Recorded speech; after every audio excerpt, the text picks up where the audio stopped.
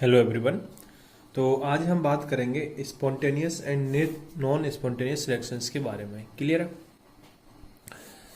तो अभी तक मैं अगर बोलूँ कि थर्मोडायनेमिक्स का हमने एक पार्ट क्लियर कर लिया है। मैं इसको दो पार्ट में डिवाइड करके पढ़ाता हूँ। फर्स्ट पार्ट में आपका होगा जो केमिकल्स रिएक्शंस और आइडियल गैस के बारे में हमने स्टडी की है ना। सेकेंड पार्ट में हम पढ़ेंगे entropy and Gibbs free energy के बारे में। क्लियर?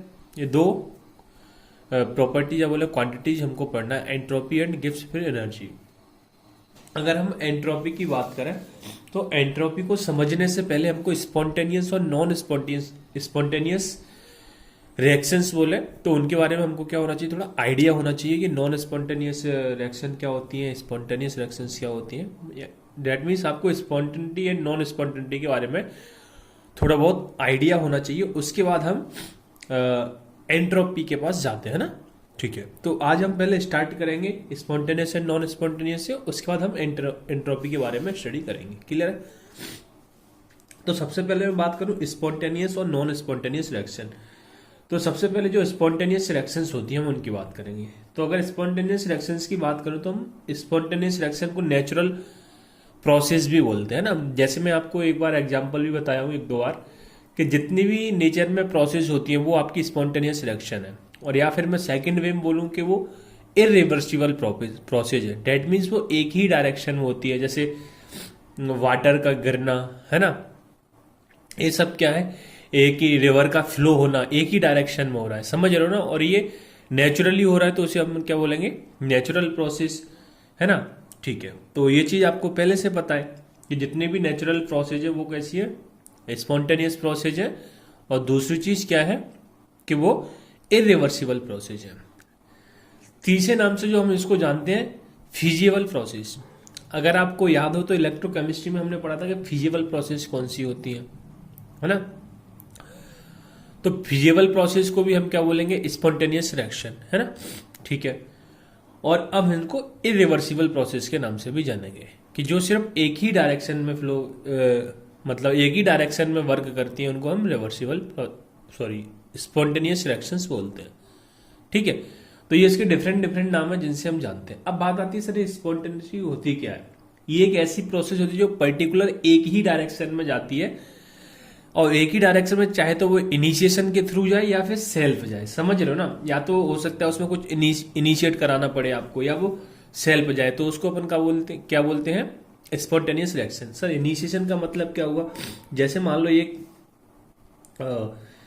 ये आपकी क्या है, एक पहाड़ी है, पहाड़ी समझते हो ना। इसके ऊपर मान लो ये कभी स्टेबल कंडीशन में, समझ रहे हो, मतलब इनिशियल कंडीशन में एक बॉल रखी हुई है ना। तो अभी तो ये बॉल अपने आप तो इधर आएगी नहीं, बट आपने क्या किया, थोड़ा सा इसको पुश कर दिया, यानी कि आपने इनिशिएट कर दिया, तो उसके बाद ये अपने आप कहाँ आएगी, नीचे आ जाएगी। तो इसे बोलते हैं हम इनिशिएशन, है ना।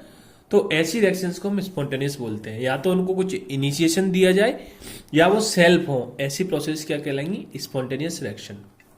फिर सर नॉन स्पॉन्टेनियस रिएक्शंस क्या होती हैं?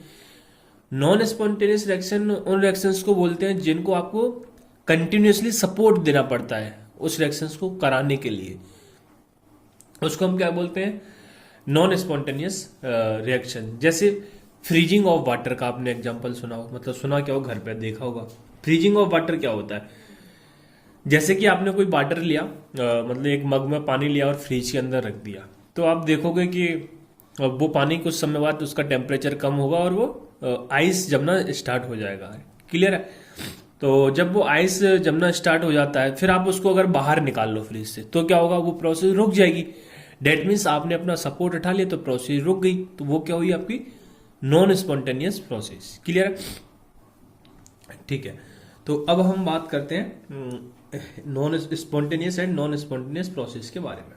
तो सबसे पहले हम इसको जिन नाम से जानते हैं उनको भी लिख लेंगे। स्पॉन्टेनियस प्रोसेस के बारे में हम बात करेंगे। पहला कौन सा होगा आपका, spontaneous.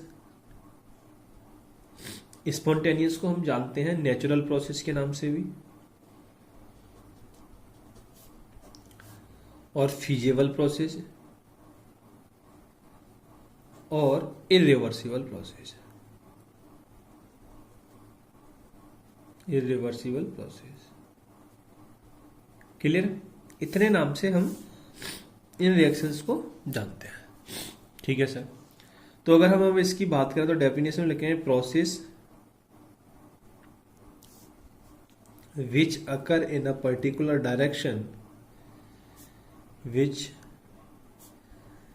occur in a particular direction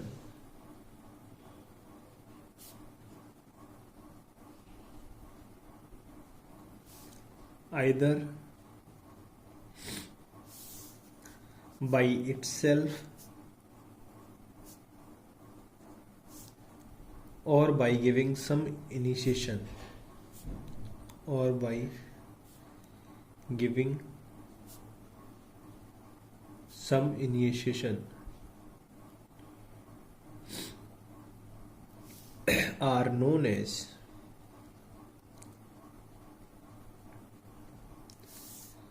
spontaneous process। Spontaneous process. ठीक है, जैसे एग्जाम्पल, दोनों के एग्जाम्पल लिखते हैं। एक तो इनिशिएशन जिसको आप इनिशिएट कर रहे हो, दूसरा जो विदाउट इनिशिएशन प्रोसेस हो रही है। तो देखो विदाउट इनिशिएशन, विदाउट इनिशिएशन जो प्रोसेस होती है, तो फर्स्ट है इसके अंदर, ये एग्जांपल्स किसके अपन लिख रहे हैं, विदाउट इनिशिएशन के, है ना। ठीक है, तो फर्स्ट जैसे फ्लो ऑफ गैस। अब गैस आप देखो, आपने 2 सिलेंडर लिए, है ना। जैसे मान लो आपने एक ये कोई सिस्टम लिया, इसमें आपकी गैस फिल है, और एक इधर लिया, इसमें भी गैस फिल है। इसमें आपने स्टॉप कॉक लगा दिया। अब मान लो इधर आपका जो प्रेशर है 10 बार है, इधर 5 बार है। तो इस प्रोसेस में आपको इनिशिएट कराने की जरूरत नहीं है। कैसे सर, आप इस स्टॉप कॉक को हटा लो, तो ये आप जानते हो कि गैस का फ्लो कहाँ से होता है, high pressure to low pressure. तो जिधर हाई प्रेशर है डेट इज 10 बार है, तो ये किधर जाएगा, लो प्रेशर की साइड भागेगा। तो ये प्रोसेस अपने आप होगी इस स्टॉप कॉक को हटाने के बाद। ये नहीं बोला सर स्टॉप कॉक को हम हटा रहे, तो आप प्रोसेस को इनिशिएट जो ना करा रहे हो, वो तो आप रोक के रखे उस चीज को हटा रहे हो। तो यहां से क्या होगा, फ्लो ऑफ गैस का होगा high pressure to low pressure. तो ये क्या हो गया, विदाउट इनिशिएशन प्रोसेस हो गई, है ना। ऐसी प्रोसेस को बोलेंगे हम विदाउट इनिशिएशन। तो इसमें लिखोगे flow of gas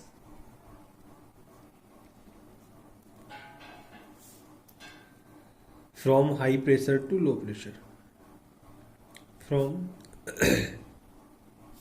high pressure to low pressure.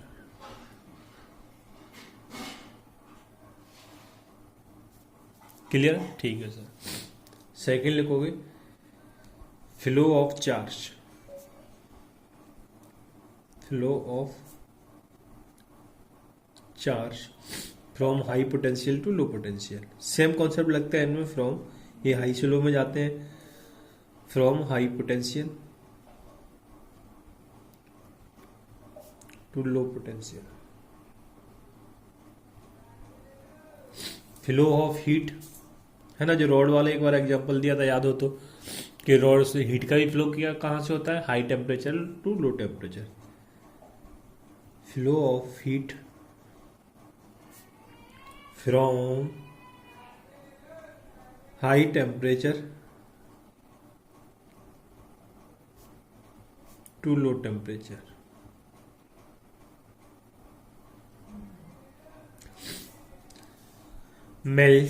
melting of ice, melting of ice at 25 degree Celsius, that means room temperature. अब आप आइस को रूम टेम्परेचर मतलब आप फ्रीजर से बाहर निकाल के रख दो, तो वो क्या होगी, अपने आप लिक्विड फॉर्म में कन्वर्ट होने लगेगी। तो वो भी क्या होगी, एक स्पॉन्टेनियस प्रोसेस हो गई और विदाउट इनिशिएशन हुई, है ना। ठीक है। And fifth is evaporation of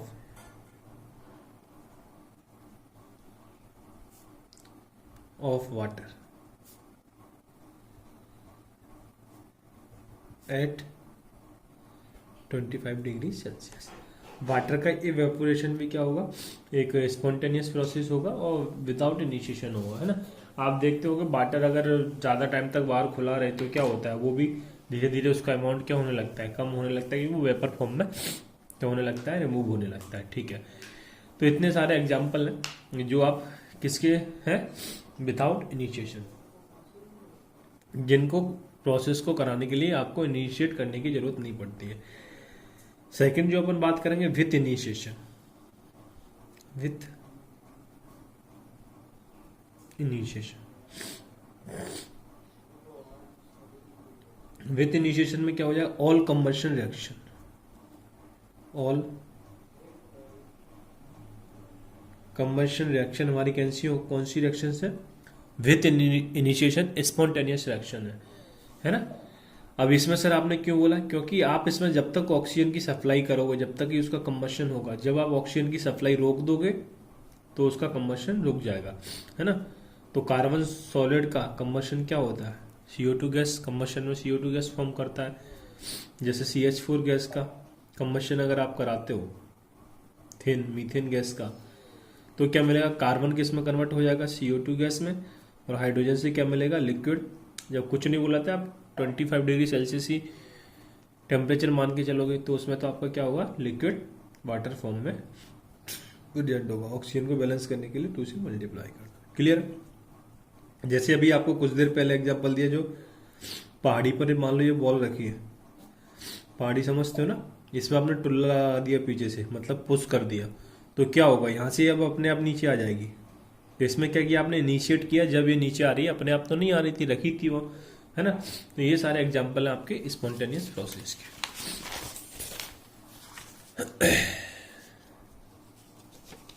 next हम बात करेंगे इसमें non spontaneous process. Non spontaneous process, अगर नॉन स्पॉन्टेनियस प्रोसेस की बात करें तो जो प्रोसेस क्या हो रही है आपकी पर्टिकुलर मतलब सबसे पहले नॉन स्पॉन्टेनियस आगे, बल्कि ये काफी स्लो प्रोसेस है। तो इसमें अपन नॉन स्पॉन्टेनियस किसको बोलेंगे, जो पर्टिकुलर डायरेक्शन में अपनी कंटिन्यूस सप्लाई के कारण होती है। जैसे मैं आपको एग्जांपल दिया किसका, आइस का दिया एग्जांपल, है ना। या फिर बोला अपन इलेक्ट्रोलाइसिस ऑफ वाटर, अगर आपको कुछ भी याद हो उधर का, किधर का सर, इलेक्ट्रोकेमिस्ट्री का, तो हमने वाटर का इलेक्ट्रोलाइसिस कराया था। तो हमको कैथोड पर क्या मिलता था, कैथोड पर हाइड्रोजन गैस मिलती थी, और एनोड पर क्या मिलता था, ऑक्सीजन मिलता था। बट ये कब तक मिलता था, जब तक आप उसमें इलेक्ट्रिसिटी सप्लाई करा रहे हो। जैसे ही आपने इलेक्ट्रिसिटी सप्लाई करना रोक दिया, तो ये आपका प्रोसेस भी क्या हो जाती थी, रुक जाती थी, है ना। तो इसको हम बोलते हैं नॉन स्पॉन्टेनियस प्रोसेस। अपन ने आई थिंक फर्स्ट लेक्चर में डिफरेंस में भी ये पॉइंट लिखे थे, है ना, electrolytic cell and galvanic cell में। ठीक है सर, आ गया याद, है ना, कि इलेक्ट्रोलाइटिक सेल क्या होता है, नॉन स्पॉन्टेनियस प्रोसेस शो करता है। ठीक है, तो इसमें लिखोगे process which occur in a particular direction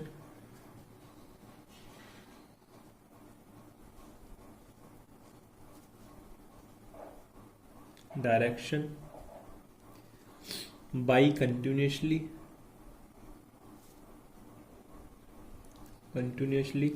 supplying support,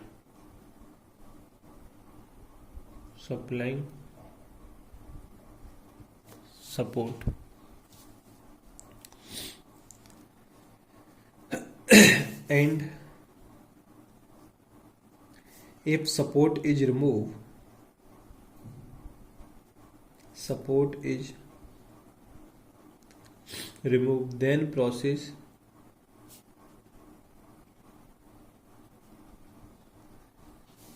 will either stop or move in opposite direction,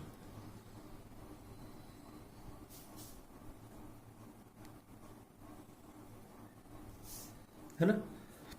क्या बोला कि इफ सपोर्ट आपने हटा लेते तो जो प्रोसेस है वो आइदर स्टॉप हो जाएगी और मूव करने लगेगी इन अपोजिट डायरेक्शन। वो डिपेंड करेगा प्रोसेस पे, ना, बट इतना है कि वो या तो स्टॉप हो जाएगी या फिर अपोजिट बैकवर्ड डायरेक्शन में आने लगेगी। तो ये मीनिंग है किसका, नॉन स्पॉन्टेनियस प्रोसेस का, है ना। Direction where it will B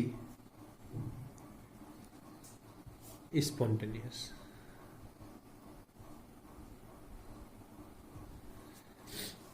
अभी स्पॉन्टेनियस कब हो रही है? जब ये बैकवर्ड डायरेक्शन में आ गई, समझ रहे हो ना? अब स्टॉप हो गई तो वहाँ तो आप स्पॉन्टेनियस नहीं बोलोगे, ये बैकवर्ड डायरेक्शन में आ गई तो स्पॉन्टेनियस होने लगेगी। जैसे एग्जाम्पल में पहला यही दे दो, फिर से आपकी एक पहाड़ी है, यहाँ पे आपकी बॉल रखी है एक, है ना, और इस बॉल को आप इधर से क्या कर रहे हो, पुश कर रहे हो, ऊपर की साइड धक्का मार रहे हो, तो आप इसमें जब तक सपोर्ट लगा रहे हो जब तक तो ये ऊपर जा रही है, समझ रहे हो ना? जब आप अपना इसका सपोर्ट उठाओगे तो क्या करेगी, ये डायरेक्ट बैकवर्ड डायरेक्शन में आने लगेगी। अब ये जब बैकवर्ड डायरेक्शन में आ रही है तो उसमें कोई आप सपोर्ट लगा रहे हो क्या? नहीं लगा रहे हो ना, तो ये क्या होगी, एक स्पॉन्टेनियस प्रोसेस होगी, बैकवर्ड डायरेक्शन में अपने आप आने लगी, है ना।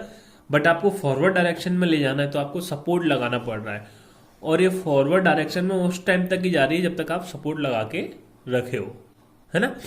ठीक है सर,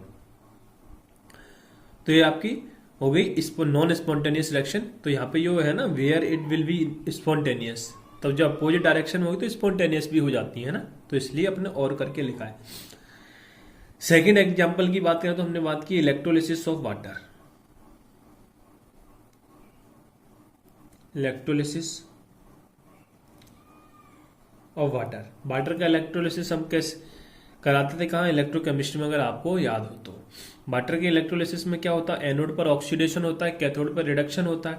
तो यहां आप लिखोगे इलेक्ट्रोलाइसिस, एनोड पे क्या होता था, ऑक्सीजन ऑक्सीडेशन, और कैथोड पर रिडक्शन। तो ऑक्सीडेशन का मतलब क्या है कि खुद ऑक्सीडाइज हो रहा था, मतलब समझ रहे हो, अपनी ऑक्सीडेशन नंबर इंक्रीज कर रहा था। तो यहाँ ऑक्सीजन को आप देखोगे -2 ऑक्सीडेशन स्टेट में, तो ये फॉर्म करता था O2 गैस। तो ये जो O2 गैस आपको मिलती थी वो कहाँ मिलती थी, एनोड पे, बाई रिडक्शन, सॉरी ऑक्सीडेशन। और साथ में मिलता था H2 गैस, ये किससे ये कहाँ मिलता था, कैथोड पर। कैथोड पे क्या होता था, रिडक्शन। यहाँ हम देख लो ऑक्सीजन का हाइड्रोजन का ऑक्सीडेशन स्टेट कितना है, +1, यहाँ कितना होगा, 0। तो इसका क्या हो गया, रिडक्शन, ऑक्सीजन का हो गया ऑक्सीडेशन। तो एनोड पर आपको ऑक्सीजन मिलता था, कैथोड पर हाइड्रोजन गैस मिलता था। तो इसमें भी आपको ये कब तक मिलता था, जब तक आप सप्लाई करा रहे हो करंट की। तो ये होगी आपकी स्पॉन्टेनियस और नॉन स्पॉन्टेनियस रिएक्शंस की बात। अब यह बात आती है कि अगर अपना एंट्रोपी की बात कर रहे हैं तो ऐसा तो है नहीं कि साइंटिस्ट ने दिमाग में सोचा अच्छा एंट्रोपी हमको खोजना है और तुरंत उसने उसकी डिस्कवरी कर ली, ऐसा तो हुआ नहीं होगा।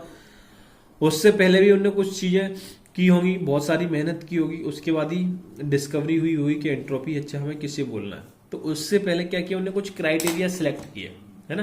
क्या, तो वही हमने लिखा है क्राइटेरिया ऑफ स्पॉन्टेनिटी, है ना। क्राइटेरिया क्या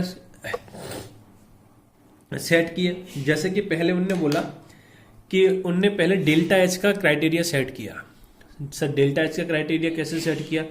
उनने बोला कि जो डेल्टा एच का क्राइटेरिया था या पोटेंशियल जो एनर्जी क्राइटेरिया था, उन्होंने बोला था कि जितनी भी प्रोसेस में डेल्टा एच की वैल्यू नेगेटिव आती है ना, या पोटेंशियल एनर्जी सिस्टम की डिक्रीज होती है, समझ रहे हो ना, या तो डेल्टा एच नेगेटिव आता है या फिर पोटेंशियल एनर्जी सिस्टम की कम होती है, ऐसी प्रोसेस कैसी होती है, स्पॉन्टेनियस रिएक्शन होती है ना। फर्स्ट क्राइटेरिया उन्होंने क्या रखा था, डेल्टा एच। सेकेंड क्राइटेरिया की अभी बात करेंगे, उन्होंने डेल्टा एस एंट्रोपी रखा था, अभी अपन उस पर आ रहे हैं। तो अपन पहले 1 by 1 डिस्कस करेंगे। पहले अपन लिखेंगे क्राइटेरिया ऑफ स्पॉन्टेनिटी। तो पहला क्राइटेरिया था डेल्टा एच क्राइटेरिया, और पोटेंशियल एनर्जी क्राइटेरिया,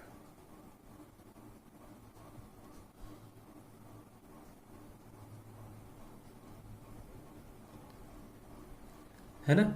तो इसको कहीं कहीं एनर्जी क्राइटेरिया भी लिखा रहता है, एनर्जी क्राइटेरिया।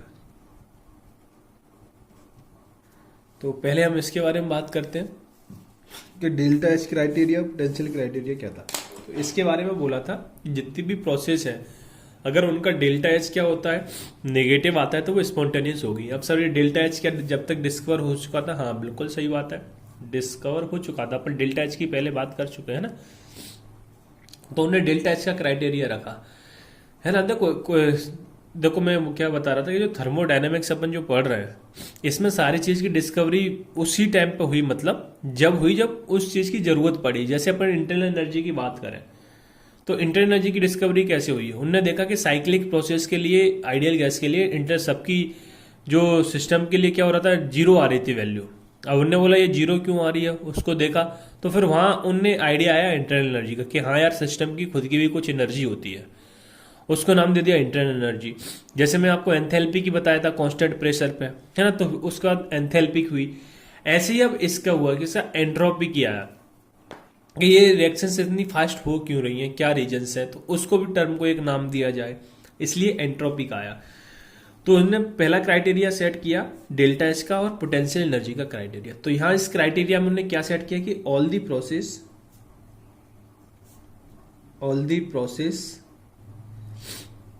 इन विच delta H less than zero, समझ गए ना, मतलब नेगेटिव में होना चाहिए। लेस देन जीरो का मतलब क्या होगा, नेगेटिव में।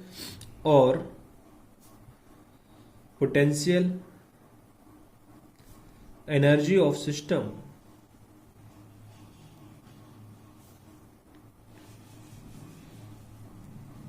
डिक्रीजेस, इसका मतलब क्या, डिक्रीज हो रही है ना, डिक्रीजेस विल बी स्पॉन्टेनियस। ये क्राइटेरिया ने बोला कि अगर प्रोसेस का डेल्टा एच नेगेटिव है और पोटेंशियल एनर्जी सिस्टम की डिक्रीज हो रही है तो उसको आप बोलोगे स्पॉन्टेनियस। ठीक है, जैसे उनने एग्जाम्पल भी दिया था। एग्जाम्पल क्या दिया था, ऑल कंबशन रिएक्शन और कंबल्सन रिएक्शन। कंबशन रिएक्शन में हम बात कर चुके हैं, डेल्टा एस क्या आता है, हमेशा नेगेटिव आता है, क्योंकि उसमें क्या होता है, हीट रिलीज होती है, हम बात कर चुके हैं। ठीक है सर, हाँ। और दूसरा क्या है, जैसे मैं आपको जो पहाड़ी वाला एग्जांपल दिया, ये जो बॉल यहाँ पे रखी है यहाँ, तो अब इसमें क्या होगा, बॉल जब यहाँ से नीचे आ रही है तो उसकी क्या हो रही है, अभी तो वो पहाड़ी पे इतनी स्टेबिलिटी नहीं है। आप समझ तो पहाड़ी पे आप खड़े हो, आपको जिधर धक्का दे दिया, आप जैसे आप जाते हो तो कहीं चढ़ाई वाली जगह आती है ना, काफी ऊंचा होता है, तो आप अगर ऊपर से आपको नीचे आना है, मान लो ऐसे कोई जगह आप यहाँ खड़े हो, आपको इधर आना है नीचे, है ना, कहाँ से, यहाँ से इधर आना है ऊपर से नीचे, तो आप क्या करोगे, आपको यहाँ खड़े किसी ने थोड़ा भी धक्का दे तो आप नीचे आ जाओगे, मतलब आपकी अभी हाईएस्ट पोटेंशियल एनर्जी है, बट आप नीचे आ गए, समतल जगह पे आ गए। क्या अब आप उसकी कोई धक्का देगा तो आप अपनी इच्छा के बगैर मूव कर पाओगे, नहीं कर पाओगे ना, जब आप चाहोगे जब ही मूव करोगे। जबकि यहाँ ऊपर से क्या होता है, आप रुकने की कोशिश करते हो, फिर भी एक बार स्पीड बन गई तो आप तुरंत नीचे आते जाते हो, है ना। ठीक है सर, तो इसमें भी इसकी क्या होती है, जब पोटेंशियल एनर्जी क्या होती है, डिक्रीज हो रही है, तो उसने एक एग्जाम्पल ले दिया। ठीक है, बट भाई बात ये होती है, अब ऐसा तो है नहीं इंडिया में, मतलब कहीं भी, कि तुमने एक काम कर दिया कोई, उसमें ऐसा ना हो कि उसको जलन ना हो।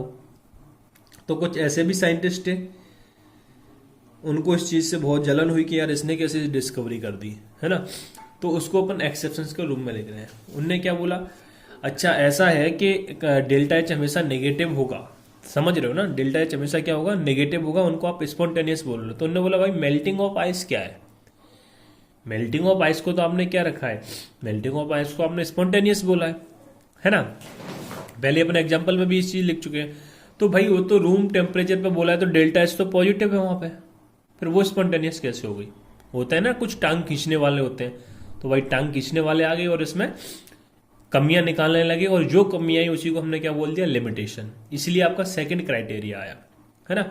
बोलते ना जलने वाले, वो जलने वाले टर्म को तो आप बहुत अच्छे से जानते हो, है ना, समझ रहे हो ना, कि एक दोस्त की दूसरे दोस्त से क्या कराना, बात बढ़ाना, उसी को जलना बोलते हैं। समझ रहे हो ना, कि भाई लड़ाई करा देना, घर में ही देख लो, मम्मी की पापा से भिड़ाना, पापा की मम्मी से भिड़ाना, है ना, जब बड़े होते हो तो फिर दोस्तों में भिड़ाना, तो उसे क्या बोलना, जलना। तो ऐसे वहां पे भी था साइंटिस्ट में, तो उनने बोला जब ऐसा है कि नेगेटिव आती है जब ही स्पॉन्टेनियस होती है, तो मेल्टिंग ऑफ आइस क्या है, एक्सेप्शन में क्या था, melting of ice eight 25 degree Celsius. इसमें तो डेल्टा एच की वैल्यू क्या होती है, पॉजिटिव होती है मेल्ट ऑफ आइस में, है ना, इसमें तो नेगेटिव नहीं होती है। रूम टेम्परेचर भी आप बोल रहे हो तो इसमें तो पॉजिटिव है, तो फिर ये क्यों है फिर ये स्पॉन्टेनियस क्यों है। तो ये उसकी लिमिटेशन हो गई, वो इसका रीजन नहीं दे पाया कि इसमें तो डेल्टा एच पॉजिटिव, फिर ये स्पॉन्टेनियस क्यों है। अभी अपन एग्जाम्पल में लिखे हैं इस चीज को कि ये स्पॉन्टेनियस रिएक्शन है ना। अभी समझेंगे कि इसको भी सेटिस्फाई करेगा सेकंड केस। सेकंड था evaporation of water, evaporation of water at 25 degree Celsius. तो इसमें भी डेल्टा एच आपका क्या होगा, पॉजिटिव, बट अपन ने इसको भी स्पॉन्टेनियस में रखा है। तो ऐसा क्यों? इवेपोरेशन का मतलब क्या, लिक्विड से गैस में जा रहा है, लिक्विड से गैस में जा रहा है।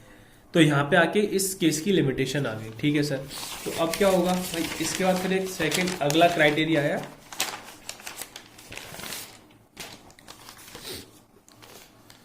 उस क्राइटेरिया को बोला entropy criteria. Second, entropy criteria.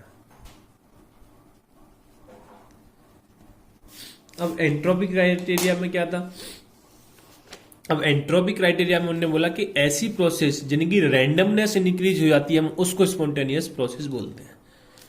Entropy criteria में क्या बोला कि वो प्रोसेस जिनकी रैंडमनेस या डिसऑर्डरनेस क्या होता है, बढ़ जाता है, उसको हम क्या बोलते हैं, एंट्रोपी प्रोसेस, हाँ क्या बोलते हैं, स्पॉन्टेनियस सिलेक्शन बोलते हैं। एंट्रोपी क्राइटेरिया में ये बोला गया। मतलब क्या हुआ, जैसे यूनिवर्स में अभी क्या हो रहा है, इंक्रीज होती जाती है स्पॉन्टेनियस, मतलब रैंडमनेस इंक्रीज हो रही है। जब भी आप देखते हो इतने तूफान आदि आते हैं, ये सब क्या है, इसी है कि रैंडम फॉर्म क्या होती जा रही है, इंक्रीज होती जा रही है अपने यूनिवर्स के अंदर। तो उन्होंने क्या बोला कि रैंडम फॉर्म को क्या बोल दिया, स्पॉन्टेनियस बोल दिया। ठीक है, कि जिस भी सब्सटेंस की क्या है, रैंडमनेस आ जा रही है उसमें या डिसऑर्डरनेस आ जा रही है, उसको क्या बोला उनने कि वो रिएक्शन क्या होगी, स्पॉन्टेनियस रिएक्शन होगी। मतलब ये होगा, उन्होंने यहां बोला ऑल द प्रोसेस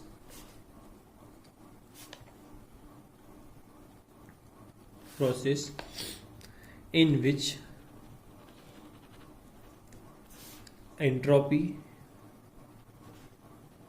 एंट्रोपी से मतलब क्या था, रैंडमनेस,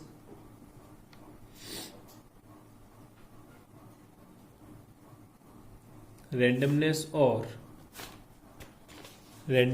और disorderness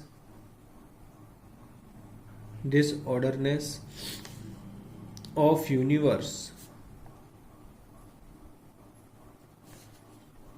is increase will be spontaneous. और यहां इन्होंने बोला कि डेल्टा एस यूनिवर्स का क्या हो रहा है, इंक्रीज हो रहा है। ऐसी रिएक्शंस को बोला उन्होंने स्पॉन्टेनियस रिएक्शन। अब देखो इसका इंक्रीज होने का मतलब क्या है, जैसे मान लो आपके पास सभी चौक नहीं, क्या आप कुछ भी ऐसा चीज लो घर में, जैसे मान लो आपने बिस्किट ले लिया है ना, बिस्किट का एग्जांपल इसी तरह मेरे सामने रखा तो मेरे को याद आ गया है ना। तो उसको आप क्या लोगे, अगर ऐसे कुछ ऊंचाई से फ्लोर पे छोड़ दो तो वो क्या होगा, टूट जाएगा है ना। पाउडर फॉर्म तो उसका नहीं होगा, पर टूट तो जाएगा एटलीस्ट है ना, कुछ कुछ टुकड़े हो जाएंगे। तो उसकी क्या हुई, रेंडमनेस बढ़ गई ना, पहले वो एक ही पीस था, कई पीस में टूट गया, उसकी रेंडमनेस बढ़ गई। तो इसी को क्या बोलते हैं अपन, स्पॉन्टेनियस बोलते हैं। ठीक है, उसका मीनिंग ये था, डिसऑर्डरनेस बढ़ गई उसमें। अभी उसके सारे पार्ट थे वो एक ऑर्डर में फिक्स थे, इसलिए वो एक शेप में, जब टूट गए तो डिसऑर्डरनेस आ गई। दूसरा एग्जांपल लो आप, क्या करो, घर में कुछ ऐसे तोड़ दो, क्या तोड़ दो, मान लो क्या तोड़ोगे घर में यार, अच्छा लड्डू बनेगा अभी, चलो दीपावली आ रही है, ऐसी चीज ले लेते हैं। मान लो कोई लड्डू बना घर में, आपने उसको ऊपर से छोड़ दिया, तो वो क्या होगा, वो बहुत सारे पार्ट में टूट गया, तो उसकी क्या हो गई, रेंडमनेस बढ़ गई है ना।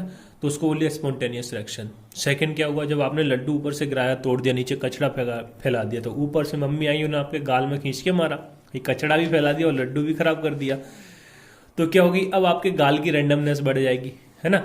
अभी सारे मॉलिक्यूल्स क्या थे, एक मतलब फिक्स पैटर्न में थे जो भी है, पर आपकी रेंडमनेस क्या हो गई, बढ़ गई है ना, गाल पे जब चांटा पड़ा। तो उसको भी आप क्या बोलोगे, एंट्रोपी है ना। तो इसी चीज को बोला कि स्पॉन्टेनियसली बढ़ गई। अब आपके चांटा पड़ेगा तो समझ रहे हो ना, ठीक है, क्या होगा। तो ये एग्जाम्पल्स मतलब ये उन्होंने बोला कि मेरे कुल मिला के एंट्रोपी किसे बोला, जिसमें रैंडमनेस या रैंडम फॉर्म क्या हो रही हो, इंक्रीज हो रही हो। ठीक है, तो ये दो क्राइटेरिया फिर सेट हुए किसके लिए, एंट्रोपी के लिए। अब हम बात करते हैं एंट्रोपी की। ठीक है, उम्मीद करता हूं क्लियरिटी बन गई होगी पूरी। अब इसमें लिखेंगे हम, सारे पॉइंट हमने डिस्कस कर लिए हैं। Entropy is a thermodynamic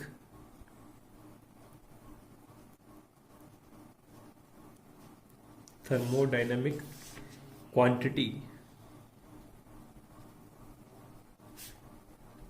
which measures randomness or disorderness of system, randomness or disorderness of system, है ना। फर्स्ट पॉइंट ये हुआ। देखो अगर मैं एंट्रोपी की बात करूँ तो ये अपने आप में बहुत बवाल चीज़ है ना। मतलब ये बोलो इन सारी क्वांटिटी में सबसे जो टफ है वो एंट्रोपी है, ठीक है। ये इतना आसान नहीं है इसको समझना एंट्रोपी को, है ना। बट अपने सिलेबस में इतना बवाल नहीं है, अपने में काफ़ी छोटा सा पार्ट है इसका, अपन सिर्फ उसी के बारे में बात करेंगे, है ना। बट वैसे ये काफ़ी बवाल चीज़ है अगर वैसे अपन बात करें पूरे ग्रेजुएशन लेवल पे। तो क्या बोला, it is a thermodynamic quantity which measure randomness और डिसऑर्डरनेस ऑफ सिस्टम, ठीक है। सेकंड पॉइंट लिखोगे, entropy is defined, entropy is defined as degree of randomness, as degree of randomness, randomness और मेजर, और ये क्या करती है, मेजर करती है measure of disorderness of system,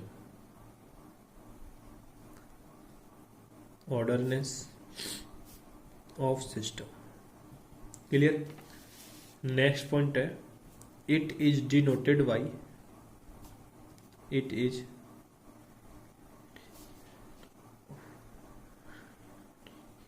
denoted by S।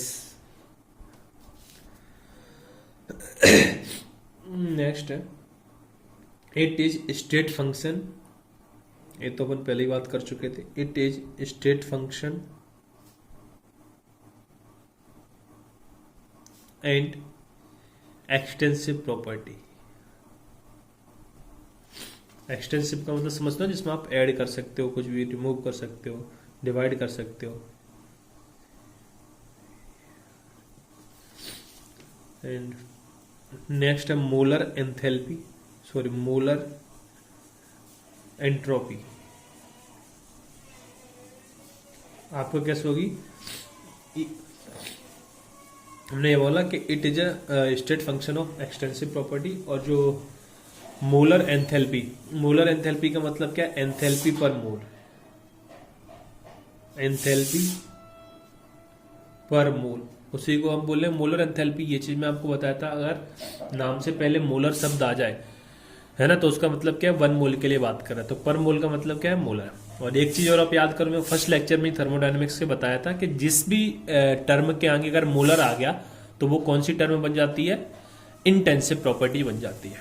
जब मैं आपको एक्सटेंसिव और इंटेंसिव प्रॉपर्टी पढ़ाया था, तो वैसे तो ये कैसी एक्सटेंसिव प्रॉपर्टी है, बट इसके आगे मोलर लग गया तो ये कैसी हो जाएगी, एक्सटेंसिव प्रॉपर्टी।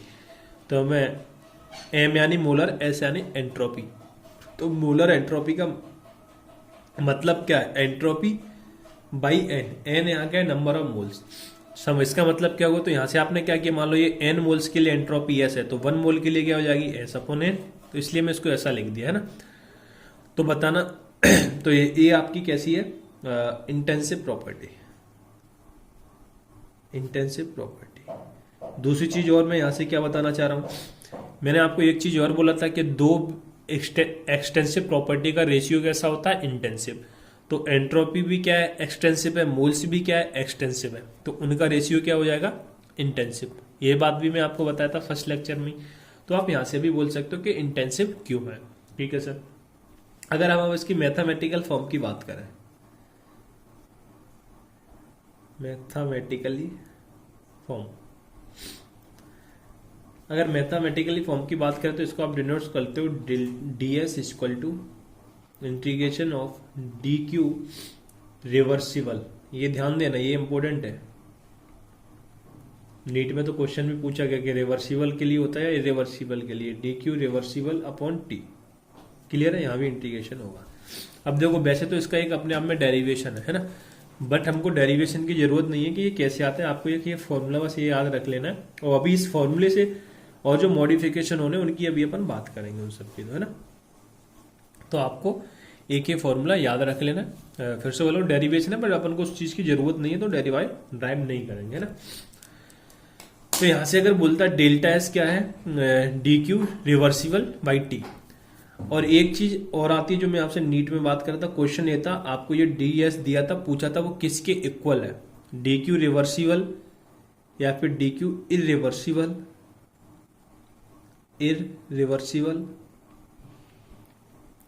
By T.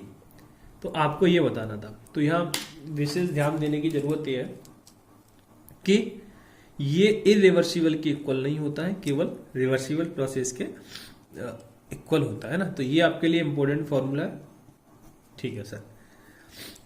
अब ये सब आता डेरिवेशन से ही है, फिर से बोलो, लेकिन अपन को उसकी जरूरत नहीं, तो अपन उसको ड्राइव नहीं करेंगे ना, अपन इस काम भर की चीजें करेंगे। तो ये आपको फॉर्मूला याद रखना है, इसमें एक ही फॉर्मूला है जो आपका यूज होना है, ठीक है। और इससे नीट में क्वेश्चंस बिल्कुल सिंपल आते हैं, इसी फॉर्मूले के ऊपर आते हैं। अभी मैं इक्विलिब्रियम पे आऊंगा, इसके पे जब बात करूंगा आपसे इक्विलिब्रियम टेम्परेचर पूछ लेता है। जब अपन इक्विलिब्रियम की बात करें तो क्या हो जाएगा, ये जो टेम्परेचर है यहाँ पे इक्विलिब्रियम लिख दोगे, बस आपको ये और ये वैल्यू दी रहेगी तो आप टेम्परेचर निकाल लोगे। सिर्फ ऐसे क्वेश्चंस नीट में आए हुए हैं इस टॉपिक से, है ना। अपने में ज्यादा डिटेल में नहीं है ये, अपने मतलब मैं दोनों की बात कर रहा हूँ। तो ठीक है, तो अपन अभी बात करेंगे आगे, पहले इसको समझते हैं, ठीक है। अब मैं बात करें अगर इसकी यूनिट की, है ना। अगर यूनिट की बात करें कि इसकी यूनिट क्या होगी सर, तो जूल पर केल्विन। हीट को आपने जूल लिख दिया जो ऊपर लिखा है, अरे यार, हीट जूल और टी यानी टेम्परेचर केल्विन में, तो जूल पर केल्विन। और अगर आप कैलोरी में लेते हो तो कैलोरी पर केल्विन, ठीक है सर। हाँ, अब ये आती है जो डेल्टा एस है, एंट्रोपी है, एक्सटेंसिव प्रॉपर्टी है, तो इसमें भी आप लिमिट सेट कर सकते हो, है ना। समझ रहे हो, एक्सटेंसिव है तो उसमें लिमिट आएगी और इंटेंसिव में नहीं आती, हमने ये सब बात की थी, है ना। तो ये डेल्टा एस है, डेल्टा एस, S1 से S2 आपने इसकी लिमिट सेट कर दी। अभी ये फॉर्मूले में पुट कर रहा हूँ, D Q by D T, ये जो भी फॉर्मूला लिखा है आपको, delta S equal to D Q reversible upon T. अभी देखो मैं जितने भी बात कर रहा हूँ रिवर्सिबल के लिए बात करूंगा, इरिवर्सिबल तक अभी तक मैंने तो कोई क्वेश्चन नहीं देखा कि रिवर्सिबल पर कोई क्वेश्चन आया है। हालांकि हम उस पर भी एक आध क्वेश्चन करेंगे, बट अपन को मेन बात कर लिया रिवर्सिबल प्रोसेस के लिए, ठीक है। तो जहां भी मैं कुछ भी नहीं लिख रहा हूं वहां भी आप रिवर्सिबल मान के चलोगे, है ना। इसमें यहाँ कुछ नहीं लिखा है, मतलब आप रिवर्सिबल मान के चलोगे, ठीक है। तो S2 टू S1, ठीक है। और यहाँ पे आप अगर इसका इंटीग्रेशन करोगे तो क्या हो जाएगा, डेल्टा एस का इंटीग्रेशन क्या होगा, एस लिमिट S1 से S2, ठीक है। दूसरी चीज ये यहां मैंने आप क्या लिख दिया, integration of D Q by T, ठीक है सर। लिमिट पुट करो तो क्या हो जाएगा, अपर लिमिट माइनस का lower limit equal to D Q by T. तो यहां से आप क्या लिख सकते हो, delta S equal to D Q by T, ठीक है। हाँ सर, तो यहां से एक फॉर्मूला आपका ये आ गया, बात तो एक ही है, बस लिमिट पुट कर दी, जो भी फर्स्ट फॉर्मूला लिखाया हूं वही है, ठीक है। अब इसको भी आप मॉडिफाई कर सकते हो दो तरीके से, दो कंडीशंस में, है ना। मेन फॉर्मूला ये है जिसका आप हर जगह यूज करोगे, है ना, क्वेश्चंस में। पर आप मैं फिर से जैसे कि आप देखते आ रहे हो, मैं बहुत सारे फॉर्मूले में किया हूं कि जैसे क्वेश्चंस पूछते हैं उसके अकॉर्डिंग ही मॉडिफाई करा देंगे। पैटर्न तो पहले से पता है किस टाइप के क्वेश्चंस पूछे जा रहे हैं या फॉर्म होने हैं। तो इसमें एक तो होगा टेम्परेचर आपका क्या कर दे, कांस्टेंट कर दे, और एक होगा टेम्परेचर चेंज कर दे। तो हम पहले बात करेंगे कि टेम्परेचर चेंज कर रहा है, तो ये फॉर्मूला क्या हो जाएगा, जब टेम्परेचर चेंज हो तो आप ये बोल सकते हो delta S equal to D Q by T. Clear है। यहां पर जो डी क्यू फंक्शन ऑफ किसका है, किसके फॉर्म में होना चाहिए, टेम्परेचर के, है ना। डी क्यू जो फंक्शन ऑफ टेम्परेचर है। अब हमको ऐसा क्यों करना पड़ रहा है सर, ये फंक्शन ऑफ टेम्परेचर क्यों करना पड़ रहा है। देखो यहाँ पे अपन ने चेंज लिखा है टेम्परेचर, टेम्परेचर में चेंज हो रहा है, तो हम यहाँ पे क्या करेंगे, अगर इसको भी टी के फॉर्म में ले आएंगे तो हमारे लिए इंटीग्रेशन क्या हो जाएगा, आसान हो जाएगा। या फिर मैं सीधा बोलूँ आपको यहाँ से क्या करना है, ये फंक्शन ऑफ टेम्परेचर है कि टेम्परेचर चेंज होगा तो ये भी चेंज होगा, ठीक है, ठीक है सर। अब ये जो फॉर्मूला ये हमारा आइडियल गैस चेंज के लिए एप्लीकेबल है, ये हम कब यूज करेंगे, जब आइडियल गैस की बात करोगे। आइडियल गैस में जो भी आप चेंजेस लाते हो, ideal gas change it's ideal gas change it's state. State का मतलब समझ रहे हो, वो अपनी स्टेट को चेंज करे। जैसे अपन पहली बात कर चुके थे P1 V1 से P2 V2 जो स्टेट में जा रहा था, इनिशियल फाइनल, ये सारी बातें हो रही। क्वेश्चंस में समझेंगे सारी चीजें अच्छे से। अभी फॉर्मूले भर की बात करें तो ये फंक्शन ऑफ टेम्परेचर है, ये भी आपको याद रखना है कि ये फंक्शन ऑफ टेम्परेचर है कि नहीं, और ये फॉर्मूला तो आ ही गया होगा। ठीक है सर। सेकेंड कंडीशन है जब आपका टेम्परेचर क्या हो जाए, कॉन्स्टेंट हो जाए। जब आपका टेम्परेचर कांस्टेंट हो गया यानी delta S equal to D Q by T. अब ये टेम्परेचर कांस्टेंट, ये छोटी छोटी चीज याद रखनी है आपको। तो यहां से आप क्या बोलते हो, delta S equal to delta Q का इंटीग्रेशन क्या होगा, क्यू बाई टी। आपको ये वाला फॉर्मूला भी यूज करा सकता है, डायरेक्ट क्यू और टी की वैल्यू देके डेल्टा एस पूछ ले। पर इसका आपको यूज कब करना है, जब टेम्परेचर कांस्टेंट है। ठीक है सर। और इसको हम फेस चेंजेस के लिए यूज करेंगे। फेस चेंज, सॉलिड से लिक्विड जा रहे हो, गैस जा रहे हो, या गैस से लिक्विड, जो भी अपन ने फेस चेंज पढ़े उनके लिए बात करेंगे। ठीक है। देखो अब इस कंडीशन में होता क्या है, आपकी एंट्रोपी इंक्रीज होती है। सर मतलब क्या हुआ एंट्रोपी इंक्रीज होने का, कि इसमें आपकी S2 की वैल्यू ग्रेटर देन हो जाएगी S1 के, जब भी आप एंट्रोपी इंक्रीज बोलोगे। मतलब ये हुआ, अगर एंट्रोपी इंक्रीज होगी तो रैंडमनेस क्या होगी, रैंडमनेस क्या होगी, इंक्रीज होगी। तो आप डेल्टा एस पॉजिटिव कब आएगा, जब S2 की वैल्यू ज्यादा होगी। मैं अभी थोड़ा इसको भूल जाओ, सिर्फ इस डेल्टा एस की बात कर लो, है ना, क्योंकि हमने यहां से देखा डेल्टा एस क्या S2 माइनस S1। तो एक तो एंट्रोपी आप रैंडमनेस इंक्रीज यहां से पता कर सकते हो, डेल्टा एस की वैल्यू अगर दी हो डायरेक्टली तब। दूसरी बात यह है डेल्टा एस नेगेटिव कब होगा, जब S2 की वैल्यू क्या हो जाएगी, S1 से कम हो जाएगी। तो इसका मतलब क्या होगा, एंट्रोपी कम होगी। ये कम कब होगा, जब S2 की वैल्यू S1 से कम होगी। मतलब ये हुआ माइनस में वैल्यू आएगी तो एंट्रोपी क्या हो रही है, यहाँ कम हो रही है हीट में, जबकि अपने लिए फेवरेबल होती है। अभी वो सारी चीज लिखेंगे। तो यहाँ क्या होगा, रैंडमनेस डिक्रीज हो रही है। इस फॉर्मूले में डेल्टा एस में S2 माइनस S1 से ये सब अपने फाइंड किया दोनों चीज। ठीक है। तो ये फॉर्मूले फाइनली देखो, आप भी देख रहे हो सर इसमें फॉर्मूला तो एक ही, यहाँ एक ही फॉर्मूला यार। आपने अगर एक ही ये याद रखा है delta S equal to D Q by T, तो आपको जो कंडीशन दे उस कंडीशंस में डालो तो ये फॉर्मूला निकल आएगा और ये भी निकल आएगा। ठीक है। एक ये फॉर्मूला हो गया, एक फॉर्मूला और ड्राइव करेंगे अपन इसमें, फिर अपना ये टॉपिक का काम खत्म।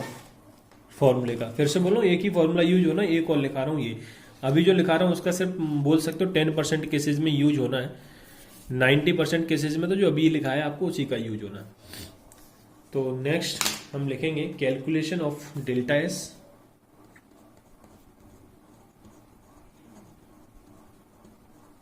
Calculation of delta S when ideal gas undergoing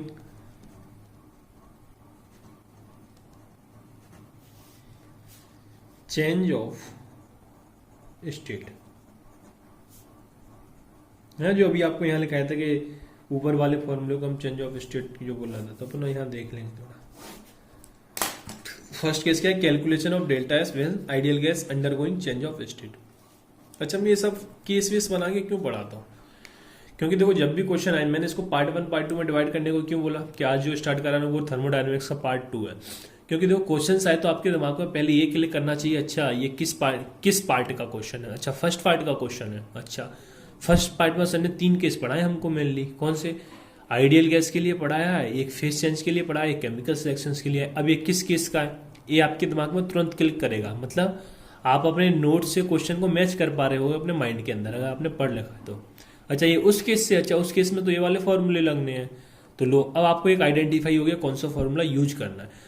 और फॉर्मूला अगर आपको पता चल गया ये है, तो फिर क्वेश्चन में कुछ भी नहीं है। क्योंकि इस चैप्टर में मेन प्रॉब्लम ये आती है सर, फॉर्मूले का हम पता नहीं कर पाते। जो ऑफलाइन का मैं एक्सपीरियंस बता रहा हूँ, जो नॉर्मल बच्चे होते हैं, तो नॉर्मल बच्चों को जनरली ये प्रॉब्लम आती है। बाकी जो थोड़े ठीक ठाक है पढ़ने वो तो कर ले जाते हैं। तो इसलिए मैंने इसको केस कर करके पढ़ा है कि क्वेश्चन आए तो आप दिमाग में ये चीज जाए कि किस केस का क्वेश्चन है। ठीक है। तो calculation of delta S when ideal gas undergoing change of state. तो चेंज ऑफ स्टेट का मतलब हम पहले भी देख चुके हैं, जैसे प्रेशर मान लो P1 है, वॉल्यूम V1 है, टेम्परेचर T1 है, ये अपनी स्टेट चेंज करता है, pressure V2 volume, pressure P2 volume V2 temperature T2 कर लेता है। तो ये मतलब है स्टेट ऑफ चेंज का, ठीक है।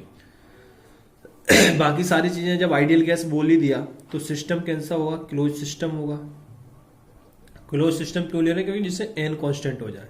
अगर ओपन लेगा तो सारे की सारे क्या होंगे, भंग लेंगे मुंह, तो फिर आप प्रोसेस किस में कराओगे, है ना। आइडियल गैस है तो सिस्टम क्लोज लेना पड़ेगा।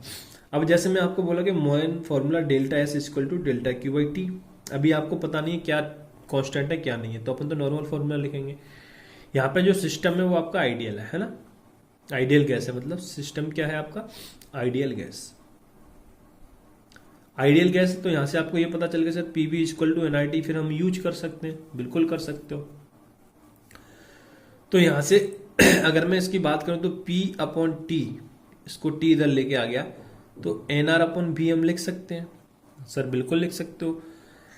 तो सर ये लिखना क्यों है, पहले ये बता दो हमको, ठीक है। देखो यहां से मोल कांस्टेंट है, समझ में आता है, N कांस्टेंट कर दिया। R गैस कांस्टेंट है, पहले से कांस्टेंट है, वॉल्यूम कांस्टेंट हो गया, कैसे, यही तो बताना चाह रहा हूं। आपने क्लोज सिस्टम लिया है ना, सिस्टम कैसा है, क्लोज सिस्टम है। क्लोज का मतलब यहाँ रिजिड मान के चलेंगे, पहले ही बोल दिया हूं, जब कुछ नहीं बोला तो रिजिड सिस्टम मान के चलेंगे, फ्लेक्सिबल नहीं मानेंगे। तो जब ये क्लोज सिस्टम है तो इसके वॉल्यूम को आप इंक्रीज या डिक्रीज नहीं कर पाओगे। जब इंक्रीज और डिक्रीज नहीं कर पाओ तो वॉल्यूम भी क्या हो गया आपका, कांस्टेंट हो गया। समझ में आता है, ठीक है। तो यानी कि आपके पास यहां से एक रिलेशन आ गया, P T equal to N I T by V that is constant, तो पी टी बाई के, इसको मैं कांस्टेंट बोल देता हूं। अभी यहां से अपन वैल्यू पुट करेंगे एक्चुअली में, तो आप यहां से ये बोल सकते हो ना, P1 upon T1 equal to P2 upon T2, ये बोल सकते हो ना। अब तो जब कांस्टेंट आ गया तो हम पहले से भी ये चीज करते आ रहे हैं, ठीक है सर। और गैसियस स्टेट चैप्टर में भी की थी। तो आप यहां तक आ गए, पहली बात ये है ना। ये तो साइड वर्क हो गया अपना, मेन चीज अभी इधर आते हैं, ठीक है। तो अभी अब यहाँ क्या देखोगे हम, कि यहां से अगर आपको फ्लोट याद हो, अब देखो अभी अपन एंट्रोपी के बाद सेकंड लॉ ऑफ थर्मोडायनेमिक्स पढ़ने जा रहे हैं एक तरीके से, है ना। अच्छा sir second law of thermodynamics की जरूरत क्यों पड़ी, अच्छा ये चीज मैं आपको बताया नहीं, है ना। तो सेकंड लॉ ऑफ थर्मोडायनेमिक्स की जरूरत क्यों पड़ी, तो जैसे कि फर्स्ट लॉ ने आपको क्या बताया था कि ये दो सिस्टम है, सेम साइज है, सेम मटेरियल के, सब कुछ सेम है। इसका मान लो टेम्परेचर 10 डिग्री सेल्सियस है, इसका 5 डिग्री सेल्सियस है। तो उसने बोला था कि भाई टेम्परेचर हीट का फ्लो होता है ना, लोअर टू हायर, तो इनका टेम्परेचर हीट में चेंज आता है। तो कितना हो जाएगा ये तो अपन कितना यार 15 हो गया, 7.5 डिग्री सेल्सियस, ठीक है। और प्रोसेस रिवर्सिबल भी होती है, ये अपन पढ़ चुके हैं, रिवर्सिबल प्रोसेस भी होती है, इरिवर्सिबल प्रोसेस भी होती है। तो मेन चीज ये डायरेक्शन के बारे में इंफॉर्मेशन नहीं देता है फर्स्ट लॉ ऑफ थर्मोडायनेमिक्स। तो डायरेक्शन को फाइंड करने के लिए सेकंड लॉ का इंट्रोड्यूस हुआ, है ना। सेकंड लॉ इंट्रोड्यूस कब हुआ, सेकंड डायरेक्शन के लिए, ठीक है सर। तो अगर हम फ्लॉट से बात करें तो फ्लॉट में हमने एक चीज पढ़ी थी, delta E equal to Q plus W. अगर डिफरेंशिएट फॉर्म में लिख दो डी क्यू प्लस का डी डब्ल्यू, इतना याद आ गया हो गया। तो डेल्टा ई को अब क्या लिख सकते थे, आइडियल गैस की बात कर रहे हो तो NCV delta T, NCV delta T, clear है, हाँ सर। और इसको आप क्या लिखे हो, डी क्यू, और डी डब्ल्यू को हमने क्या लिखा था, माइनस पी डी वी, याद होगा आपने वर्क को, माइनस पी डी वी, ठीक है सर, ये लिखा था। तो यहां से आप डेल्टा क्यू की वैल्यू आप यहां से भी कैलकुलेट कर सकते हो, मैं बताना ये चाह रहा हूं, delta Q equal to NCV delta T plus का पीडीवी, एक चीज तो ये आ गई, ठीक है सर। अब यहां से डेल्टा क्यू की वैल्यू तो आ गई, ये हम पहले था फर्स्ट लॉ में समझ चुके हैं, और यहां से भी हमने देख लिया फिर से वो चीज। अब आपके पास ये डी क्यू की वैल्यू आ गई, तो आप यहां से क्या कर सकते हो, delta S equal to D Q की वैल्यू आप यहां पुट कर दो, तो integration of NCV delta T plus का पीडीवी, मैंने कुछ नहीं किया, डी क्यू की वैल्यू यहां पे पुट कर दिया। फिर से बोल रहा हूं डेरिवेशन की आपको जरूरत नहीं है, फाइनली जो फॉर्मूला आ रहा है उसकी आपको जरूरत है, बट कैसे आ रहा है इतना थोड़ा देख लेते हैं ना, ठीक है। Divide by temperature that is T, clear है सर, हाँ। अब यहाँ पर टेम्परेचर तो आपका कांस्टेंट नहीं है, मतलब टेम्परेचर तो आपका क्या कर रहा है, वेरी कर रहा है, तो हम लिमिट लगा देंगे T1 टू T2, है ना, NCV D T by T, clear है। सेकेंड में आप लिमिट क्या लगाओगे, वॉल्यूम की, है ना, किसकी, वॉल्यूम की। तो वॉल्यूम की लिमिट क्या लगाएंगे अपन, V1 to V2 P dV/T। Clear है? हाँ सर। तो अब आप जब यहां देखोगे तो डेल्टा S इक्वल टू क्या आ जाएगा, limit of T1 to T2 NCV delta T/T plus, अब यहां से आप एक चीज देखो सर, क्या यहां P/T, क्या सर, P/T, अच्छा मैं यहां आई थिंक उल्टा बोल दिया आपको, है ना, चलो खैर ठीक है। यहां जो प्रेशर अपॉन टेम्परेचर है, तो प्रेशर अपॉन टेम्परेचर की जगह आप NR/V लिख सकते हो। क्यों सर, ऐसा क्यों करा रहे हो, क्योंकि देखो यहाँ पे आपको पता है इंटीग्रेशन आप उसी चीज का कर सकते हो जिसकी डिफरेंशिएट फॉर्म आपको दे रखी है। यहाँ वॉल्यूम की डिफरेंशिएट फॉर्म दी है, जबकि यहाँ आ रहा है टेम्परेचर, समझ रहे हो ना। तो पहले आपको क्या करना पड़ेगा, इस टेम्परेचर को कन्वर्ट करना पड़ेगा वॉल्यूम के फॉर्म में। तो वो अपन कैसे कर सकते हैं, हालांकि इसकी नीचे वाले की जरूरत ही नहीं है, अभी आगे पड़ेगी जब मैं बताऊंगा, तो जब मैंने सही बताया इसकी आगे जरूरत है। तो यहाँ पर ने क्या किया, dV/T। तो यहाँ बताने का मतलब ये, आप इंटीग्रेशन उसी का कर पाओगे ना जो डिफरेंशिएट फॉर्म में, जैसे dV है, T का तो इंटीग्रेशन नहीं कर पाओगे जिसकी डिफरेंशिएट फॉर्म नहीं है। तो आप अब इस टेम्परेचर को किस में कन्वर्ट कर लोगे, V के फॉर्म में। वो कैसे करोगे, आप यहाँ देख पा रहे हो P/T बन गया, तो P/T क्या है, NR/V। तो मैं यहाँ पे पुट कर दूं अब NR/V dV। तो आप देखोगे वॉल्यूम की भी लिमिट आ गई V1 to V2। Clear sir? हाँ। अभी अपन ने कहां से आया, फ्रॉम इक्वेशन फर्स्ट। आप इक्वेशन फर्स्ट इसको नाम दे सकते हो चाहो तो, है ना। ये कहां से आया, फ्रॉम इक्वेशन फर्स्ट। आपने क्या किया, P/T की वैल्यू, यहाँ पे P/T की वैल्यू यहां से पुट कर दी। ठीक है सर, अब इधर आ जाते हैं। अब यहां से देखो delta S equal to NCV, तो आपका क्या है, कांस्टेंट है, तो मैंने बाहर ले लिया NCV। अंदर क्या बचा, T1T T2 dt प्लस इधर क्या है, NR कांस्टेंट है, तो आपने वो बाहर ले लिया, V1 टू V2, है ना। अंदर क्या बचा, dV। क्लियर है सर? हाँ।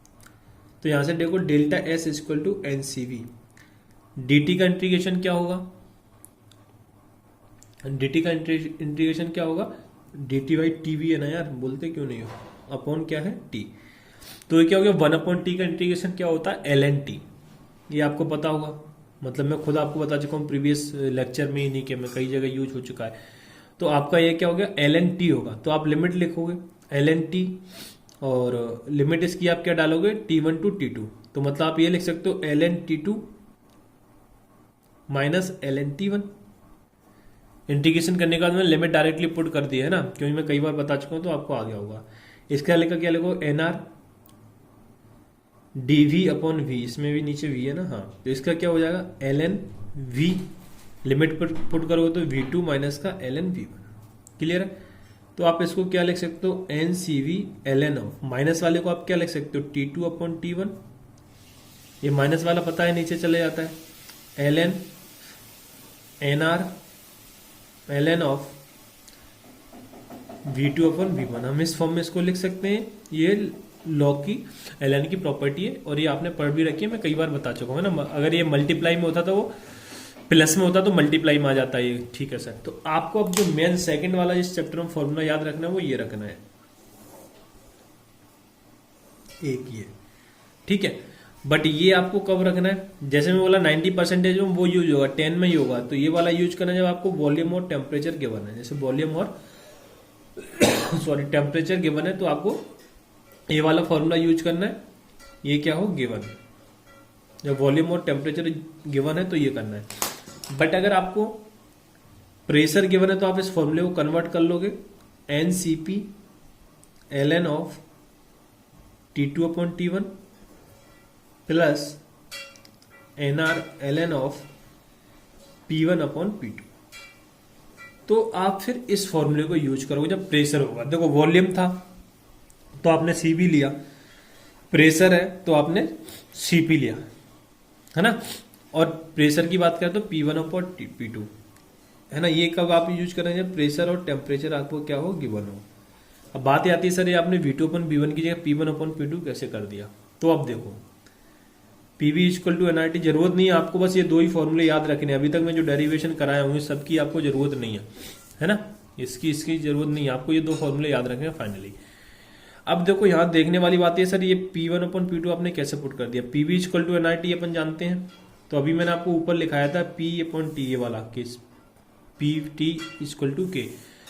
तो यहाँ से मैं PV by T equal to NR, है ना। एक्चुअली में ये सब वॉल्यूम मेरे को यहाँ ये नहीं लिखना चाहिए था, यहाँ मैं आ जाता हूँ ना इस चीज को।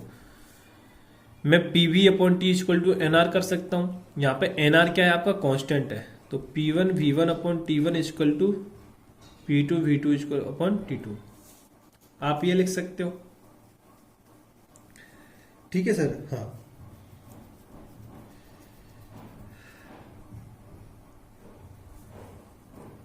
ठीक है, तो जब आपने ये कर दिया, अब आप यहां से क्या करोगे, वैल्यू निकाल लोगे किसकी sir, P1 upon P2 into T2 upon T1 equal to क्या हो गया, V2 अपॉन V1। तो आपने V2 अपॉन V1 की जगह ये वैल्यू पुट की, है ना। फिर इसकी लॉग फॉर्म लोगे, है ना, समझ रहे हो ना। फिर ये क्या होगा, इधर आपका इसकी जगह आप क्या पुट करोगे, फिर CV की जगह क्या पुट करोगे, R अपॉन गामा माइनस 1, ये मैं लिखाया हूं। तो उस तरीके से ये पूरा फॉर्मूला आता है ना, तो उसकी तो आपको जरूरत नहीं है, फाइनली मैं बता दिया ये आता कैसे है। ठीक है, तो अपन को ये दो फॉर्मूले इसमें यूज करने हैं। आपने क्या किया, V2 अपन V1 की जगह ये पुट कर दोगे, ठीक है, और यहाँ CV की जगह क्या लग दो, R अपन गामा माइनस 1, सभी इसको सॉल्व करोगे तो फिर यहाँ से आपके पास ये पूरा फॉर्म भी निकल के आ जाएगा। तो अपन को जरूरत नहीं है, अब उसमें टाइम कोडिंग नहीं करेंगे, आपको फाइनली ये दो फॉर्मूले क्या करने, याद रखने इस चैप्टर में। तो आप इस टॉपिक में, तो आपका इतना वर्षा काम है इस टॉपिक के लिए, मतलब जो क्वेश्चंस है, जो दो तीन फॉर्मूले मैंने बताए, दो ये और एक कौन सा, delta S equal to Q by T, ये तीन फॉर्मूले आपको फाइनली इस टॉपिक में याद रखने, इतने से अपना काम हो जाएगा। अब अपन कुछ बात करते हैं क्वेश्चंस की, उससे पहले इन सारी चीज को थोड़ा समराइज कर दूं। तीन फॉर्मूले तो मैं आपको बता ही दिया जो आपको याद रखने, और इसमें आप क्या रख सकते हो जैसे entropy of ideal gas depend किस किस पे करती है ना, इसके बारे में भी थोड़ा लिख लेते हैं। वैसे तो सारी चीज मैं आपको लिखा चुके हैं, फिर भी एक साथ सारी चीजें हो जाएंगी। Entropy of ideal gas depends on entropy of ideal gas किस पे डिपेंड करेगी, फर्स्ट टेम्परेचर पे,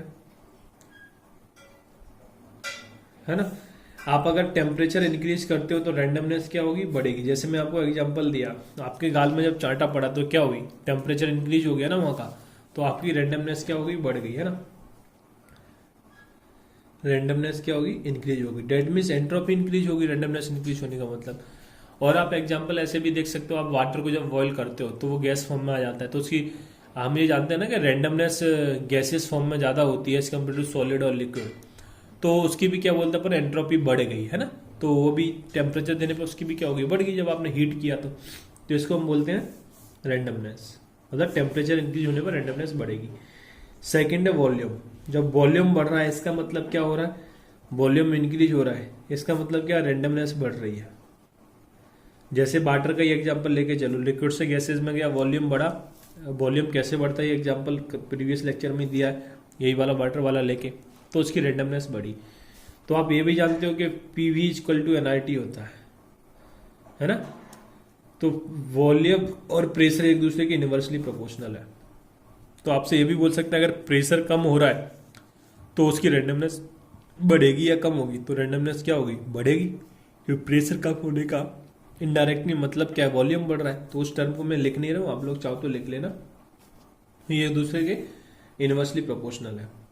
अगर हम मोल्स की बात कर लें, अगर मोल्स इंक्रीज हो रहे हैं तो वो भी क्या हो रहा है, आपकी रैंडमनेस बढ़ रही है, रैंडमनेस क्या हो रही है, इंक्रीज हो रही है। जैसे कि आपने सॉल्यूशन चैप्टर में पढ़ा होगा NaCl, कॉलिगेटिव प्रॉपर्टी पढ़ी होगी, एक इलेक्ट्रोलाइट सॉल्यूट के लिए, एक नॉन इलेक्ट्रोलाइट सॉल्यूट के लिए। तो आप क्या करते हो, ये Na प्लस और Cl माइनस में कन्वर्ट हो जाता है, तो इसका आपका 1 मोल है यहाँ पे, तो यहाँ कितना मोल हो जाएंगे आपके 2 मोल, 1 मोल ऑफ Na प्लस और 1 मोल ऑफ Cl माइनस।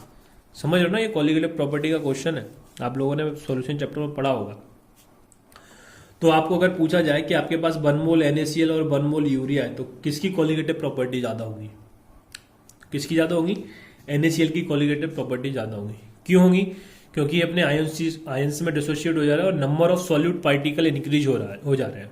ये पता है ना, कोलिगेटिव प्रॉपर्टी सॉल्यूट पार्टिकल पर डिपेंड करती हैं, ना कि उसके नेचर पे, है ना। तो यहाँ पे सॉल्यूट पार्टिकल ज्यादा है, 2 मोल हो गए, जबकि यूरिया तो डिसोशिएट होता ही नहीं है, नॉन इलेक्ट्रोलाइट है ना। तो सेम चीज मैं यहाँ बताना चाह रहा हूँ, मोल्स बढ़ गए ना यहाँ, तो रेंडमनेस ऐसे यहाँ पे भी बढ़ गई, उसका मीनिंग यही है ना। और सेकंड चीज, अब आपको क्या चलना है, मैं जितने भी प्रोसेस बताऊंगा जिसमें कुछ भी नहीं बोला है उसमें आपको एज्यूम करके चलना है। एज्यूमिंग मैं नहीं, क्वेश्चन में भी अगर आती है आपके एग्जाम में भी, assuming reversible process, reversible process, आपको सारी प्रोसेस को रिवर्सिबल मान के चलना है अगर उसमें कुछ भी नहीं बोला गया है तो, ठीक है। अब अपन इस पे कुछ क्वेश्चंस करते हैं, जैसे क्वेश्चन फर्स्ट, कैलकुलेट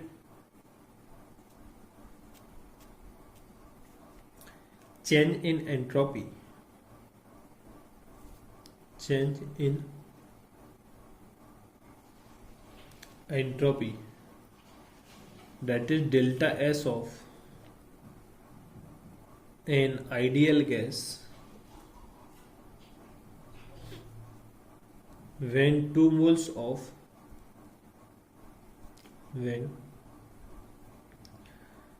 अच्छा 2 moles of, पहले क्वेश्चन लिखा था, an ideal gas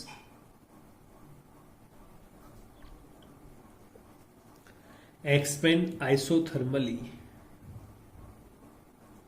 expand isothermally from 20 atm to 2 atm,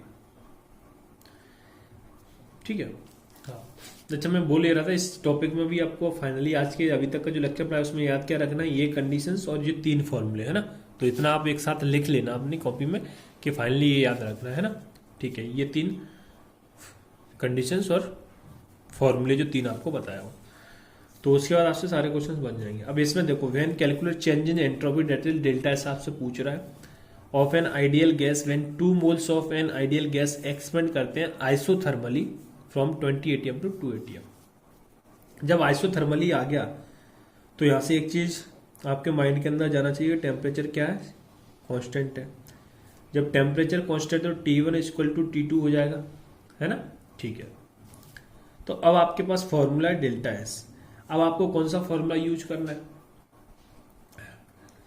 यहां पे आपको दे रखा है एक्सपेंड आइसोथर्मली फ्रॉम, क्या बोल रहा है, expand isothermally from 20 ATM to 2 ATM, clear. तो यहां हम फॉर्मूला यूज करेंगे एनसीवी।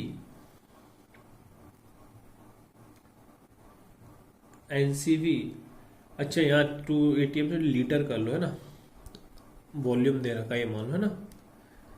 अभी अपन प्रेशर वाला क्वेश्चन करेंगे जब उसमें टेम्परेचर भी चेंज हो रहा होगा, ठीक है। तो इसमें बोला calculate change in entropy delta S of an ideal gas when 2 moles of an ideal gas expand from 20 litre to, तो ये एक्सपेंड का हो रहा है 20 से 2, तो फिर इसे क्या करो, एटीएम ही रहने दो, है ना। 20 से 2 जाएगा तो वॉल्यूम कम होता, फिर तो वो कंप्रेस हो जाता। जब एक्सपेंड बोल रहा है तो आपको इसको क्या करना पड़ेगा, बढ़ाना ही पड़ेगा, या फिर इसको वॉल्यूम फॉर्म में करना है तो आप इसे क्या करोगे, 2 लीटर से 20 लीटर ये करना पड़ेगा, है ना। क्वेश्चन गलत दिया है इसमें, मतलब जहां से मैं क्वेश्चन ले रहा हूं, तो 2 लीटर टू 20 लीटर, ठीक है, ये करना पड़ेगा क्योंकि वॉल्यूम है। तो आपका एक्सपेंड होने का मतलब क्या है, वॉल्यूम बढ़ना चाहिए, तो 2 लीटर से 20 लीटर जाना चाहिए। तो आप अब इसमें फॉर्मूला कौन सा यूज करोगे, NCV ln of T2 upon T1 plus NR ln of V2 upon V1, clear. अब यहाँ डेल्टा एस इक्वल टू, अब देखो चलो पहले ही लिख ही देता हूँ, N C V L N of T2 की जगह और T1 और T2 दोनों क्या इक्वल है, तो आप दोनों की जगह T1 पुट कर दो तो फाइनली यहाँ क्या बचेगा 1। दोनों समझ रहे हो ना, T2 की जगह भी आप क्या पुट कर सकते हो 1, तो T1 अपॉन T1 क्या बचा 1, ठीक है। N R L N of T2 यानी फाइनल वॉल्यूम और T1 यानी इनिशियल वॉल्यूम डेट इज 2। तो यहाँ से डेल्टा एस इक्वल टू, अब देखो जब इसकी वैल्यू 1 है तो एल एन 1 की वैल्यू क्या होती है 0, तो अब आपको यहाँ से एक टर्म तो पूरी क्या हो गई 0, क्लियर है, ठीक है। तो अब आपके पास फाइनली बचा क्या, एन की वैल्यू क्वेश्चन में दे रखी है 2 मोल, 2 मोल है ना, तो आप यहाँ क्या लिखोगे 2 आर एल एन ऑफ 2 से डिवाइड करोगे तो यहाँ कितना आ जाएगा 10, आपके पास फाइनली ये आ गया। तो यहाँ से delta S equal to 2 into, हम कैलोरी में वैल्यू ले रहे हैं तो आर की जगह कितना पुट कर देंगे 2। अब L N of 10, L N of 10 को आप क्या लिख सकते हो, एल एन ऑफ 10 को हम 2.303 log 10 लिख सकते हैं, है ना, समझ रहे हो ना, और log 10 की वैल्यू कितनी होती है 1, तो आप कुल मिला के बोलने का मतलब ये है एल एन 10 को अपन 2.303 लिख सकते हैं, ठीक है सर। तो यहाँ पे आप क्या करोगे, अब एल एन 10 की जगह मैं डायरेक्टली 2.3 पुट कर दे रहा हूँ, है ना, 303 लिखने का कोई मतलब नहीं इतनी कैलकुलेशन करने का।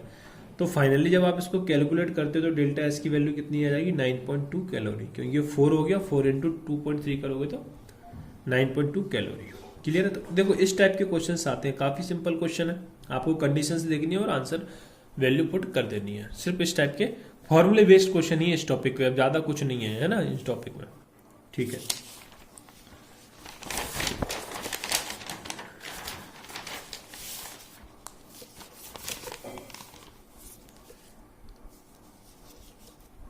जैसे कि नेक्स्ट क्वेश्चन लेते हैं हम second, calculate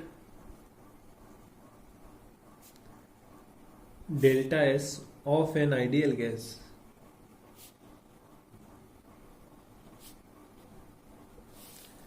when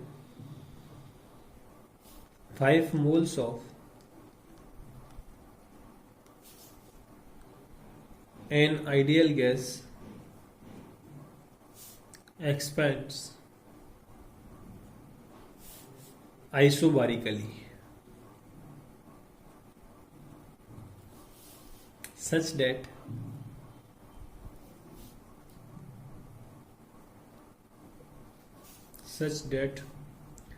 its temperature increase from 27 degree Celsius to 127 degree Celsius. अब इसमें बोल दिया आपको आइसोबारिकली, आइसोबारिकली का मतलब क्या, P equal to constant, P equal to constant जैसे P1 इक्वल टू P2। तो आप इसमें करो क्या, आप उस फॉर्मूले को यूज करो जिसमें कोई एक चीज कांस्टेंट दे रहा है। जैसे पिछले बारे में आपको टेम्परेचर कांस्टेंट दिया तो उसके लिए तो आप कौन सा भी फॉर्मूला यूज कर सकते थे, जिससे क्या होगा, जैसे बोलना ये चाह रहा हूं,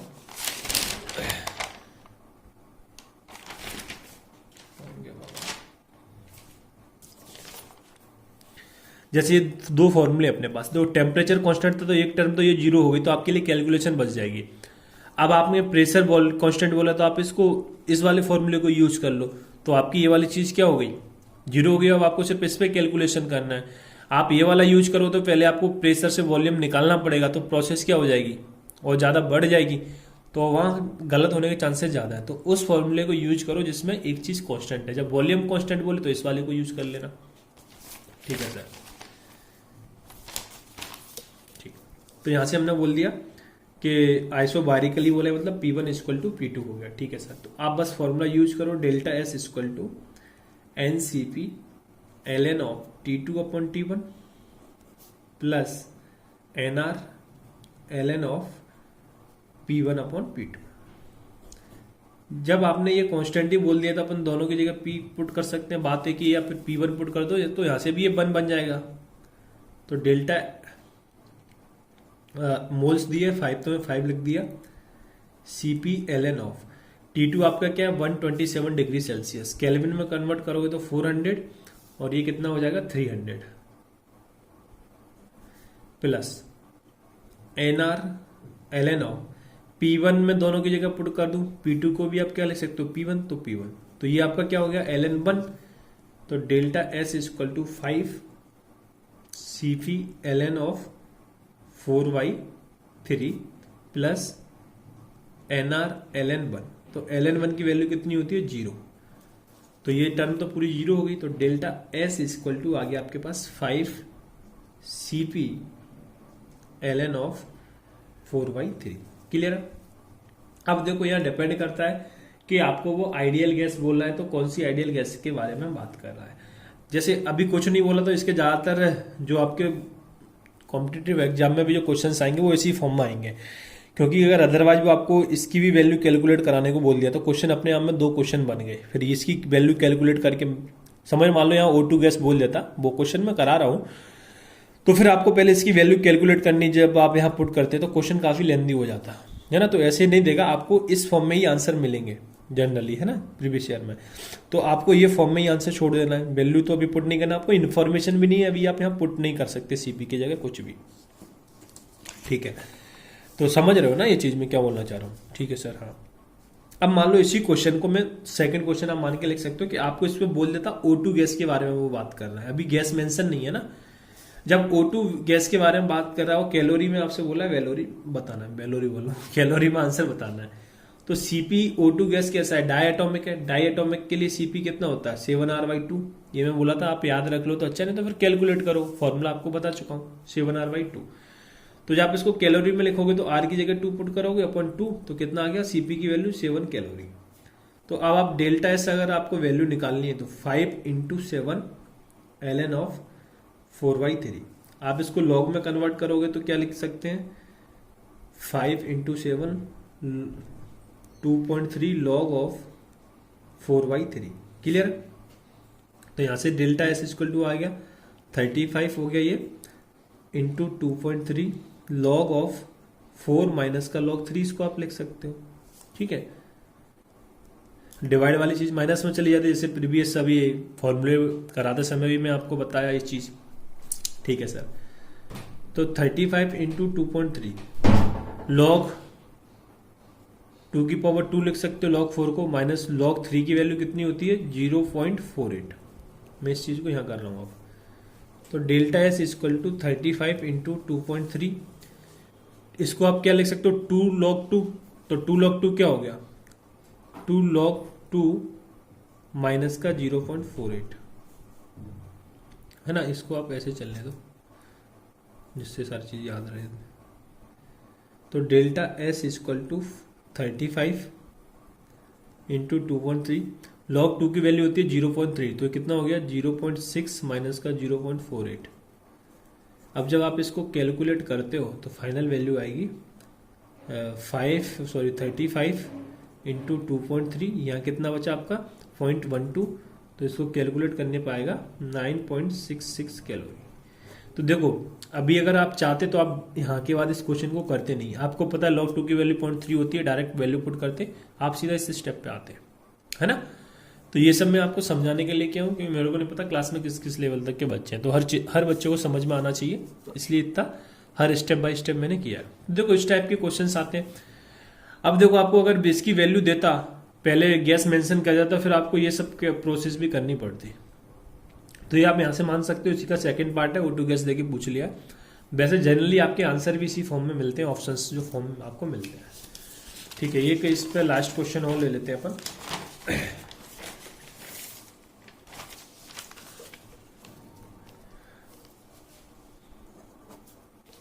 ऐसे क्वेश्चन है, calculate delta S when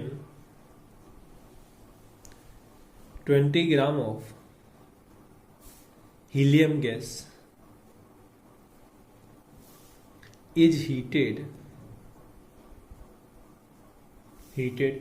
in a closed rigid container, in a closed rigid container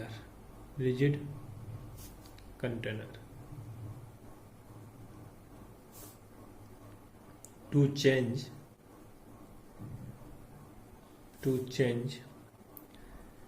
it's temperature from 27 degree Celsius to 327 degree Celsius. तो सबसे पहली बात, क्लोज और रिजिड, समझ रहे हो ना? तो इसमें क्या हो गया आपका, वॉल्यूम कांस्टेंट हो गया। रिजिड उसने मेंशन कर दिया, साथ में वैसे ही मैं बोला था, कुछ नहीं बोला है। अगर क्लोज बोला तो आपको रिजिड मान के चलना है। तो इसका मतलब वॉल्यूम क्या हो गया, कांस्टेंट हो गया। वॉल्यूम कांस्टेंट हो गया मतलब V1 इक्वल टू V2 हो गया। ठीक है सर? हाँ। सेकंड, मोल्स कितने हो गए? मोल्स की जरूरत क्यों पड़ गई? क्योंकि इसमें बोला 20 ग्राम ऑफ हीलियम गैस। तो आपको तो फॉर्मूले में मोल्स की जरूरत है ना, तो मोल्स पहले निकालने पड़ेंगे। तो 20 अपॉन हीलियम का मोलर मास होता है 4, तो कितने मोल्स दिए इनडायरेक्टली उसने? 5। ठीक है सर। अब बस यहाँ पे उसने बोला है हीलियम गैस है, मोनो एटॉमिक गैस है। जब मोनो एटॉमिक गैस है तो मोनो एटॉमिक गैस के लिए हम जानते हैं CV कितना होता है, 3R/2 है ना। CV कितना होगा, 3R/2। ये हम बात कर चुके हैं, पहली फॉर्मूले भी और याद भी आप रख सकते थे, मैं चीजें आपको बताया था। इसलिए बोला था अगर चीजें आपको याद है तो आपको यहाँ फिर से कैलकुलेशन नहीं करनी पड़ेगी। तो बार बार कैलकुलेशन करोगे, कितनी चीजों के लिए कैलकुलेशन करोगे, समझ रहे हो ना? तो कुछ चीजें छोटी छोटी चीजें आप याद रख सकते हो, वो आपको काम आएंगी। टेम्परेचर T1 बोल दिया उसने 300 केल्विन, और कहाँ तक जा रहा है, T2 तक। ये डिग्री सेल्सियस में दिया है, केल्विन में कन्वर्ट कर रहे हैं। और आई होप इतना कन्वर्ट करना आता है, मैं खुद कई बार बता चुका हूँ कि +273 कर देते हैं। ये कितना हो जाएगा, 700 केल्विन। अब बस आप फॉर्मूला यूज कर लो, delta S equal to NCV ln of T2/T1 plus NR ln of, बताओ कौन सा यूज करेंगे अपन, V2/V1। क्यों? क्योंकि ये कांस्टेंट है, तो ये वाली टर्म अब पूरी क्या हो जाएगी, डायरेक्टली 0 लिख दे रहा हूँ। ऐसा क्वेश्चन अभी 2 आपको करा चुका हूँ। वॉल्यूम कांस्टेंट है तो ये वाली 0 हो जाएगी। अब आपको कैलकुलेट एक ही करना है, delta S equal to N है आपके पास 5, CV की वैल्यू है 3R/2, ln ऑफ T2 है 600, T1 है 300। क्लियर है? हाँ सर। तो यहां से आपके पास जो वैल्यू आने वाली है, तो यहां से आप इसकी वैल्यू जूल में अपन निकाल लेते हैं। तो R की जगह आप कितना पुट करोगे, 8.314। गलत बोल रहे हो, है ना? अरे भाई आपको दिख रहा है 8.134 से कितनी कैलकुलेशन बढ़ जाएगी। 25/3 करो ना, कितनी बार बता दिया, ये आसानी से कट जाएगा और ये आप आसानी से कैलकुलेट कर सकते हो। तो ln ऑफ यहाँ कितना बचा, 2 जीरो से जो जीरो गया, 3 से 2, यानी ln2। ठीक है? ln2 की वैल्यू कितनी होती है, 0.7। पता है कि नहीं पता, है ना? ln2 की वैल्यू कितनी होती है, 0.693 होती है। अपन जो केमिकल काइनेटिक्स में आपने देखा हुआ ln/2 लिखते हैं, हाफ लाइफ की T हाफ, फिर उसको आप क्या लिखते हो बाद में, 6.932 करके कुछ अपॉन K, है ना? तो ये क्या ln2 की जगह आता है। वैसे भी यार ln2 समझ रहे हो ना, लॉग में कन्वर्ट करो तो 2.3 log 2, तो 2.3 इंटू log 2 की वैल्यू कितनी है, 0.3।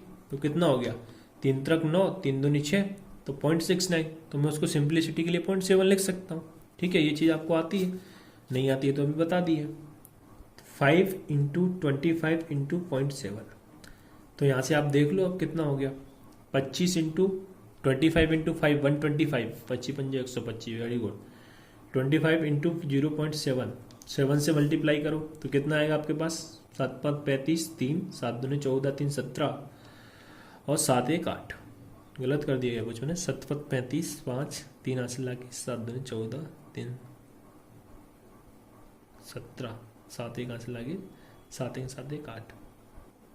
मेरा तो यार आंसर बहुत ज़्यादा आ रहा है।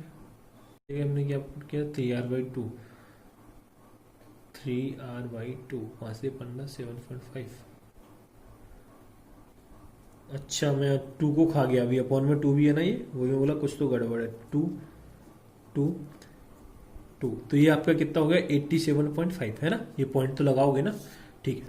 तो यहाँ आप 2 से डिवाइड करो तो कितना आ गया, 4 2 चौक 8, 3 बार जाएगा 6, 7 दूनी 14, 43.75 जूल। क्लियर है?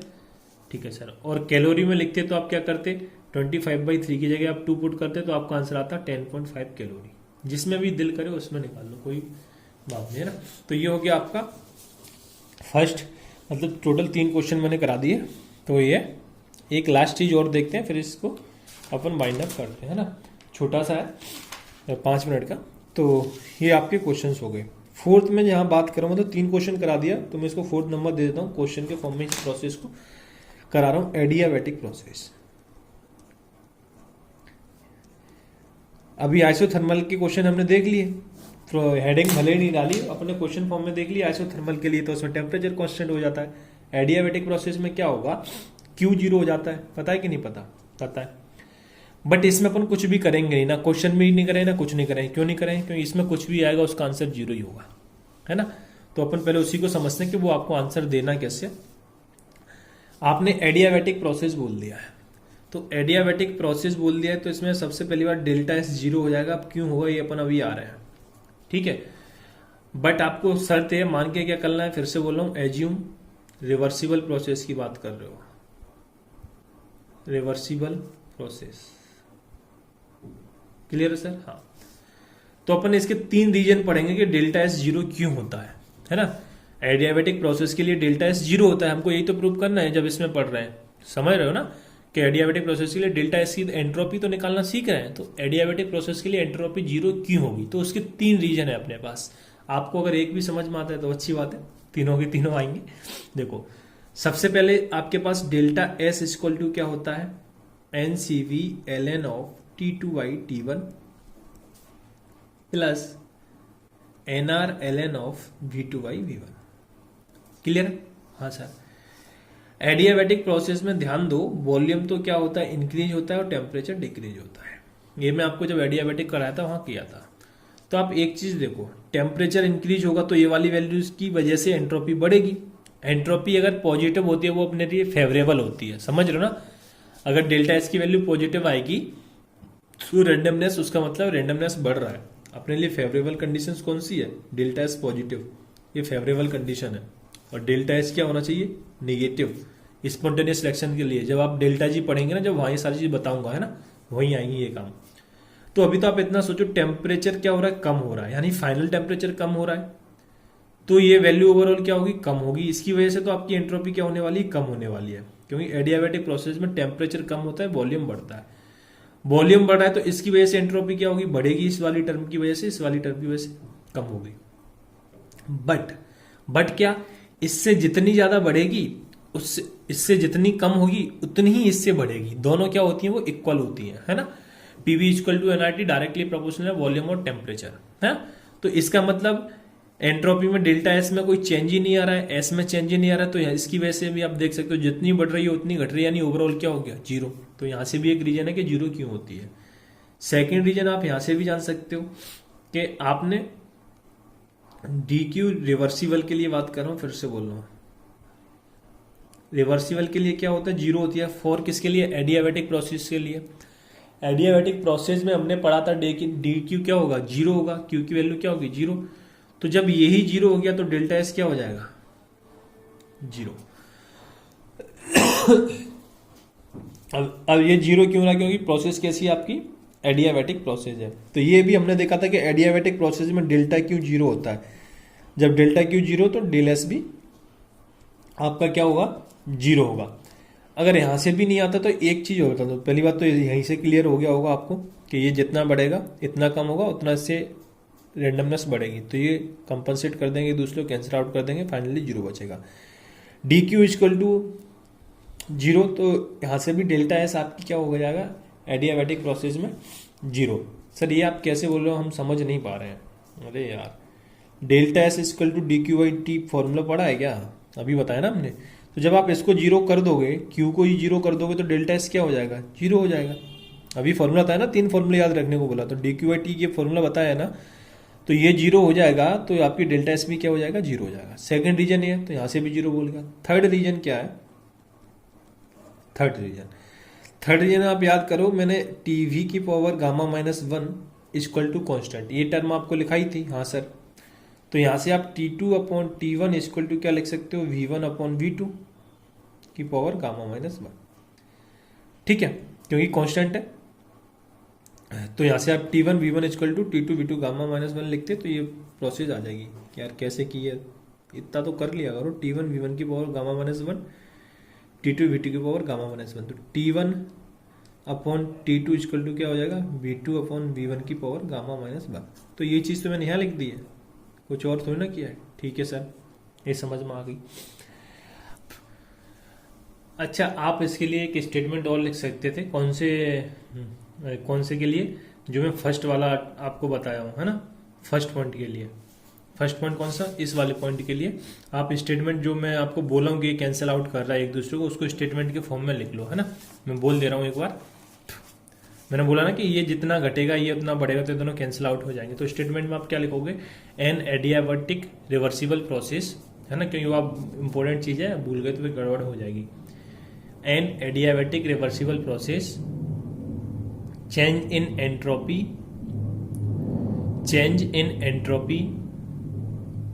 caused by change in volume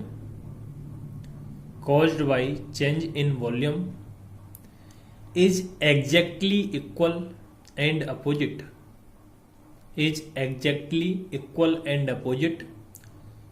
to the change in entropy caused by change in temperature